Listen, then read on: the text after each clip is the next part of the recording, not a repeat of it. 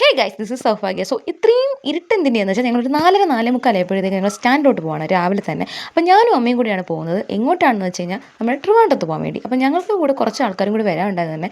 അവരെ വെയിറ്റ് നിൽക്കുമായിരുന്നു. അപ്പം കുറച്ച് കഴിയുമ്പോഴത്തേക്ക് അവർ വന്നു. പിന്നെ ഞങ്ങൾക്ക് ഒരു 5:45 ആയപ്പോഴത്തേക്കായിരുന്നു വണ്ടി കിട്ടിയത്. കാരണം അവർ വന്നപ്പോൾ തന്നെ കുറച്ച് വൈകി.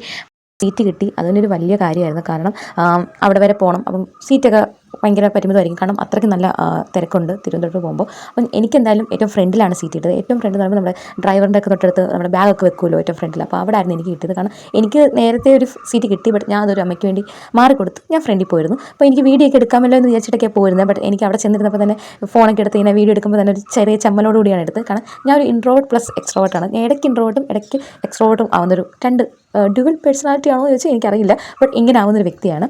അപ്പം സോ ഫൈനലി വീഡിയോകൾ ഇങ്ങനെ ഞാൻ എടുത്തുകൊണ്ടിരുന്നു. ചെറിയ ചെറിയ ക്ലിപ്പോടുകൂടിയാണ് എടുത്തുകൊണ്ടിരുന്നത്. എനിക്കിഷ്ടമാണ് വീഡിയോകൾ എടുക്കുന്നത്. വീഡിയോ ആയാലും ഫോട്ടോ ആയാലും എടുക്കുന്നത് എനിക്കിഷ്ടമാണ്. ബട്ട് എന്തോ ക്ലാരിറ്റി കുറച്ചൊക്കെ കുറവായിരിക്കാം. ഫോണിൻ്റെ തന്നെ ക്ലാരിറ്റി ചിലപ്പം കുറവായിരിക്കാം.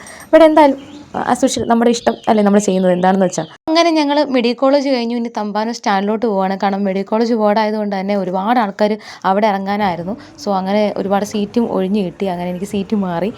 ഫൈനലി ഞങ്ങൾ തമ്പാനൂർ സ്റ്റാൻഡിലെത്തി.